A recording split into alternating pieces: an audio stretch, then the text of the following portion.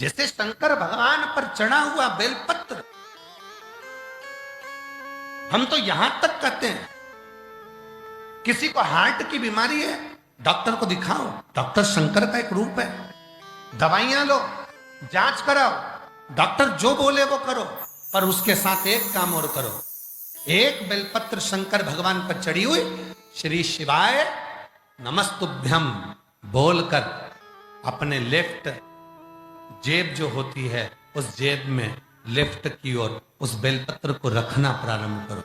रखते समय डंडी का मुख ऊपर की ओर हो, पत्ती का मुख नीचे की ओर हो। थोड़े दिन रखने के बाद फिर वापस जांच कराओ, डॉक्टर खुद कह देगा अब तुम्हें दवाई की जरूरत नहीं है, तुम्हारा हार्ट काम करने लगा है। एक बेलपत्र में वो बल होता है, बेलपत्र में वो बल।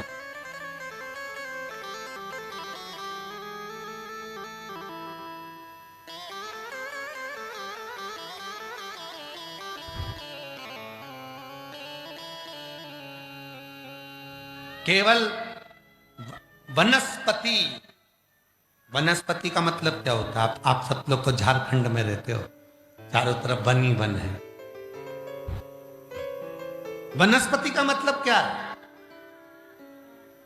श्रेष्ठ वनस्पति का मतलब क्या है? और श्रेष्ठ वनस्पति में सबसे पहले बेलपत्र को लिया जाता है श्रेष्ठ वनस्पति में। क्यों? जिसमें फूल ना लगे, डायरेक्ट फल लगे, डायरेक्ट पत्ती लगे, और फल भी वो कि उस फल को अगर पक गया, नहीं तोड़ा, तो वापिस वो फल लगे लगे कच्चा भी हो जाता है, पकने के बाद वापिस कच्चा हो जाता है। वनस्पति किसको कहते हैं? जिसमें फूल ना लगे, डायरेक्ट फल लगे, डायरेक्ट पत्ती लगे, और फूल नहीं, और श्रेष्ठता में वो काम करे। उसे एक बेलपत्र का वृक्ष जो होता है, एक बेलपत्र का जो पत्र होता है, ये हजारों हजारों रोगों को समाप्त कर देता है। हजार, हम तो यहां तक कहेंगे कि अगर कभी मौका लगे और तुम्हारे ये पीठ से कंधे तक अगर तुम्हें दर्द रहता है, ये गर्दन का अकड़ रहती है, कंधे का दर्द रहता है, डॉक्टर का इलाज करवाओ, वो दवाइयां दे, दवाइयां लो, जांच कराए, जांच कराओ, क्योंकि डॉक्टर शिव का रूप है। उसके साथ एक काम करो, बेलपत्र का वृक्ष कहीं का सूख गया हो, उस सूखे हुए वृक्ष की कोई डाली तुम्हें मिल जाए और उसको घिसकर उसका चंदन बनाओ, वो चंदन भगवान शंकर पर लेपन करो, और उस चंदन को अपने पीठ पर थोड़ा सा त्रिपुंड के रूप में थोड़ा सा लगाना प्रारंभ करो। 15 दिन लगाओगे, 16वें दिन तुम खुद कहोगे कि अब मुझे दवाई की जरूरत नहीं है, मेरा कंधा ठीक हो गया, मेरी अकड़न चली गई, मेरा पीठ का दर्द समाप्त हो गया, अब मैं सोकर उठती हूं ना सुबह तो मेरे कंधे में दर्द नहीं रहता। वो चंदन में, बेलपत्र वो वनस्पति है, बेलपत्र वो औषधि है, बेलपत्र वो सुख है जो जीव का एक आनंद प्रदान करता।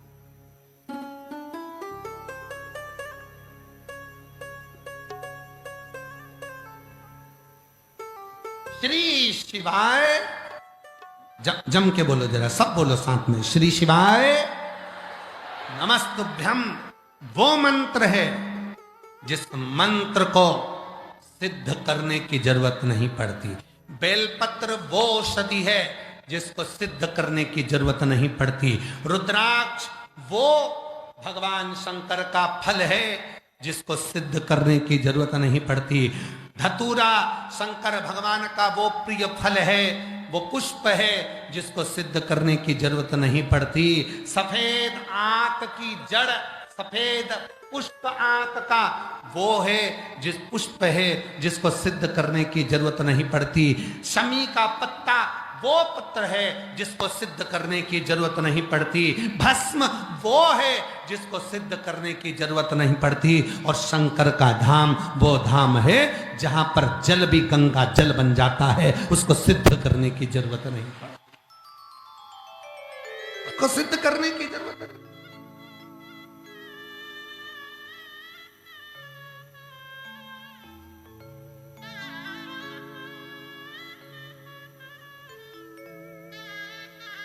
एक बेलपत्र में वो सुख, एक बेल।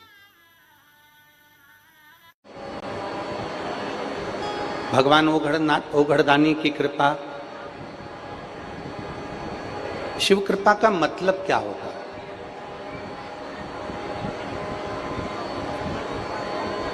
शिव कृपा का मतलब यह नहीं है कि जीवन में दुख नहीं आएगा। शिव कृपा का मतलब यह है कि जिंदगी में दुख, ऐसा कोई मानव नहीं, संसार का ऐसा कोई मनुष्य नहीं जिसके जीवन में दुख ना आए। शिव कृपा का मतलब होता है कि जीवन में दुख तो आएगा, पर वो दुख मेरे महादेव की कृपा जब होती है तो मालूम नहीं पड़ता वो दुख कैसे अपने आप कट जाता है और समाप्त हो जाता है। उसको शिव कृपा कहते हैं।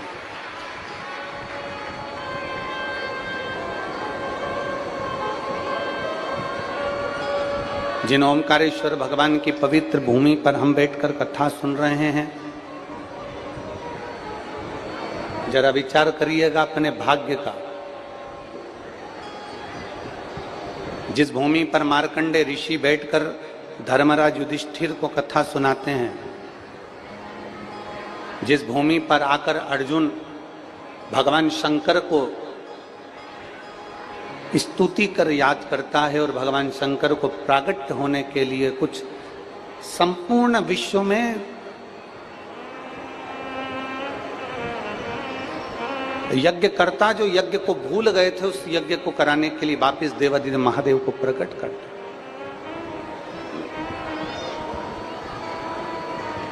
इंद्र के सारथी मातली भगवान शिव का जिस भूमि पर गुणगान करते हैं, जिस भूमि पर साधारण कोई संत नहीं, साधु नहीं, सन्यासी नहीं, तपस्वी नहीं, साधक नहीं, उपासक नहीं, जिस भूमि पर मां नर्मदा के तट पर भगवान ओमकारेश्वर की पवित्र भूमि पर अगर एक कंकर भी हमको मिलता है तो वो शंकर का प्रतिबिंब हो जाता है, तो यहां रहने वाला एक एक मनुष्य संत के बराबर हो जाता है।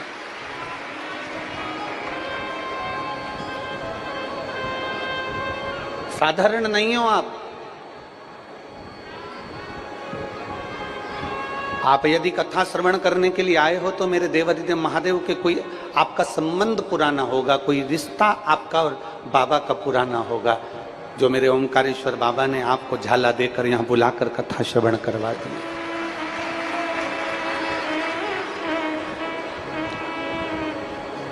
बस शिव कथा कहती है, भगवान देवादिदेव महादेव का चरित्र कहता है।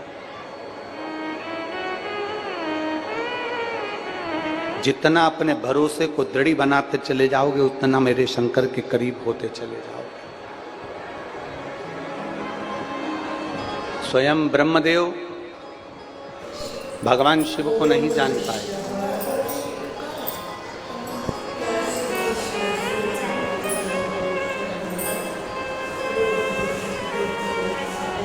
ब्रह्मा जी भगवान शंकर को नहीं पहचानते और नहीं पहचान पाए तो उन्होंने ब्रह्मदेव ने स्वयं भगवान नारायण से कह दिया था कि मुझे मेरे पिता का नाम मालूम है कि आप मेरे पिता हो, पर क्या आपको आपके पिता का नाम मालूम है कि आपका पिता कौन है?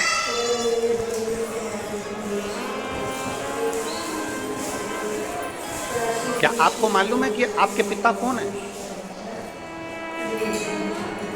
अब जरा विचार करिएगा, भगवान ब्रह्मदेव, भगवान ब्रह्मा स्वयं कह रहे हैं भगवान विष्णु से कि आपके पिता का नाम क्या है, आप स्वयं बताओ। और भगवान देवादिदेव महादेव का नाम लेने में मेरे नारायण पीछे नहीं हटे।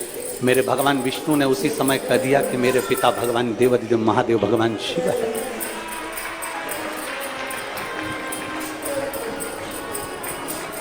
जिसने दिया है ना उसका गुणगान करने में पीछे क्यों हटना?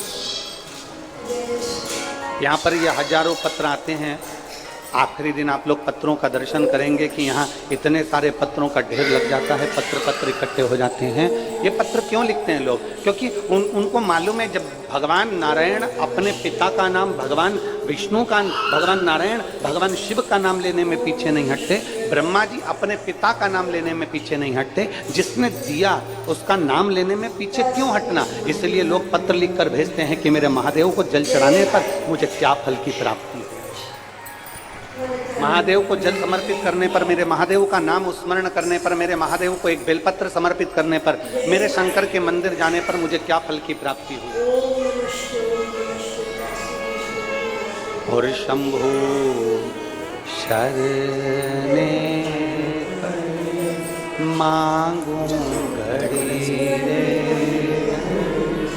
दुख काटो दया करीने शंभु शरणे मांगू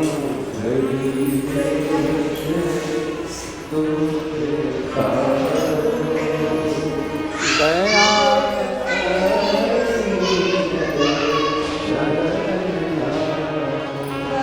जब तुम्हें महादेव दे, जब तुम पर महादेव कृपा कर दे, जब तुम पर देवाधिदेव महादेव की करुणा हो जाए, तो उस समय पर समझना कि मैं अकेली नहीं, मेरे साथ में मेरा शंकर, मेरे साथ में मेरा देवाधिदेव महादेव मेरे संग में चल रहा है। अच्छा, शिवजी को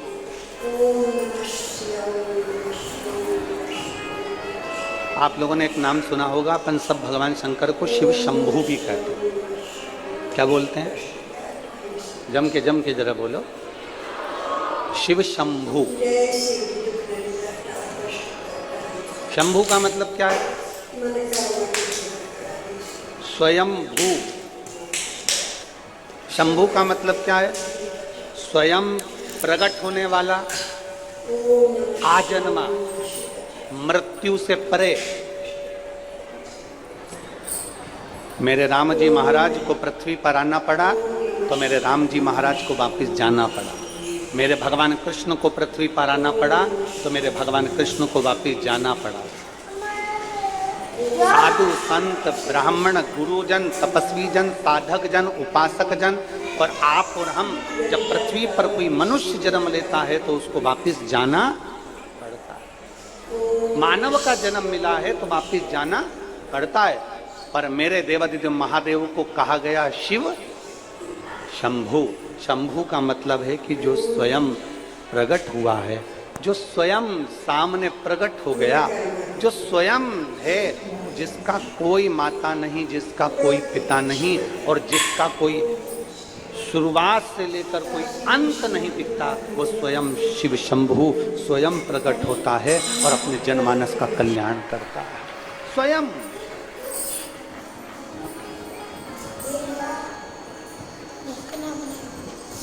और शंभु शरणे मांगो घड़ी रे दुख दया करने दर्शन। जो स्वयं प्रकट है, जो दुनिया का दुख हरने के लिए हमेशा निरंतर विराजमान है।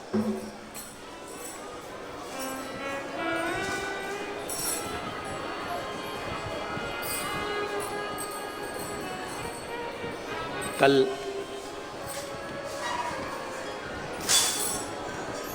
माननीय विधायक जी पटेल जी के साथ में मां नर्मदा जी का पूजन करने के लिए, मां नर्मदा जी की कृपा से, मां नर्मदा जी कहीं इशारा कर कर झाला देकर अपने पुत्र को बुला ली होगी, तो मां की करुणा हुई तो नर्मदा जी का पूजन करने के लिए गए।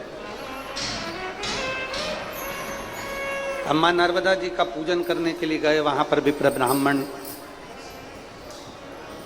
श्री श्री रविशंकर जी महाराज जी के सानिध्य में जो आश्रम है, उसी में जो वेदशाला पाठशाला है, वहां के विद्वान ब्राह्मणों ने पूजन करा।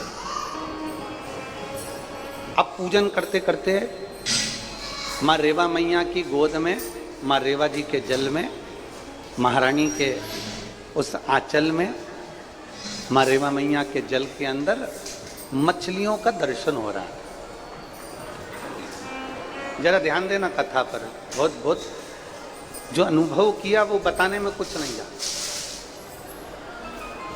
रेवा मैया के आंचल में, रेवा मैया की गोद में, मेरी माँ नर्मदा मैया की गोद में, माँ रेवा के जल में मछलियों का दर्शन हो रहा था। छोटे छोटे जीवों का दर्शन हो रहा था। कोई मछली बड़ी थी, कोई मछली छोटी थी, कोई बहुत छोटा सा जीव था, कोई बड़ा जीव था, और वो रेवा मैया की गोद में अटखेलियां कर रहे।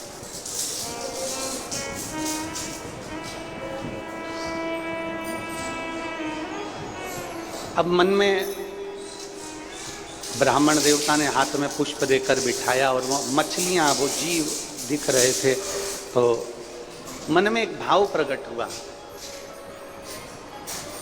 एक मछली का जन्म हो जाता है तालाब में, एक जीव जंतु का जन्म हो जाता है कुएं के अंदर, एक जीव जंतु का जन्म हो जाता है खड्डे में भरे हुए जल में, एक जीव जंतु का जन्म हो जाता है कहीं तालाब में, कहीं सरोवर में, कहीं नदी में। पर धन्य है माँ नर्मदा, धन्य है मेरी माँ, जो तेरी गोद में ये जीव भी अगर जन्म लेते होंगे तो ना जाने इन्होंने कितने तप करे होंगे, तब जाकर ये नदी में जन्म लिए हैं, तेरी गोद में।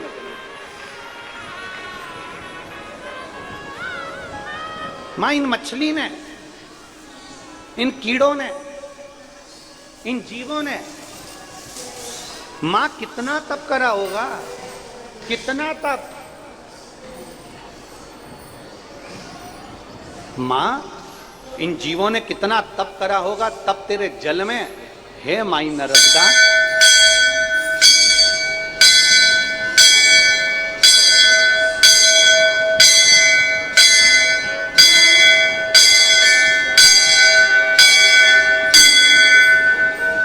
इन जीवों ने कितना तप करा होगा माई नर्मदा, इन जीवों ने कितनी साधना करी होगी और इन जीवों ने कितना तप करा होगा, हे माई नर्मदा, तब जाकर ये जीव तेरे जल में जन्म ले, तेरे जल में।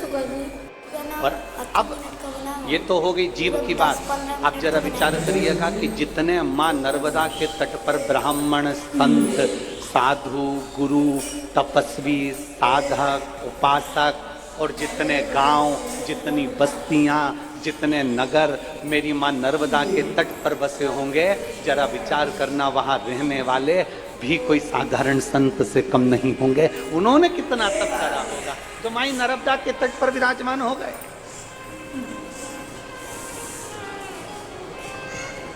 और जितने आज कथा में बैठे हो, पंडालों में तो जगह नहीं है, पर रोडों पर जो बैठे हुए हैं, पेड़ों की छांव में जो बैठे हुए हैं, जो इधर उधर जहां तहां विराजमान है, गाड़ियों के नीचे अपना अपना टेंट, अपना अपना छाता लगा लगा कर जो लोग बैठे हुए हैं, जरा ध्यान देना कि माँ नर्मदा की गोद में जो जीव जन्म लिया वो भाग्यशाली है। माँ नर्मदा के तट पर जितने जीव रह रहे हैं, जो गांव, जो संत, जो शहर, जो नगर, साधु, सन्यासी, ब्राह्मण, संत, तपस्वी जो माँ नर्मदा के तट पर रह रहे हैं, वो तो भाग्यशाली हैं। पर आज आप और हमारा भी भाग्य है जो माँ नर्मदा ने अपने को झाला देकर यहाँ कथा सुनने के लिए बुला ली। ये आप और हमारा भाग्य है। और जितने आस्था चैनल पर कथा सुन रहे हैं, जितने फेसबुक यूट्यूब पर कथा सुन रहे हैं, जितने सोशल मीडिया पर कथा सुन रहे हैं, वो भी भाग्यशाली हैं जो मां नर्मदा के तट से, ओमकारेश्वर जी की पवित्र भूमि से ये कथा मानधाता राजा की पवित्र भूमि से श्रवण करी जा रही है। और वो राजा मानधाता कोई साधारण नहीं थे, जिनकी ये धरती है, जिनकी ये भूमि है।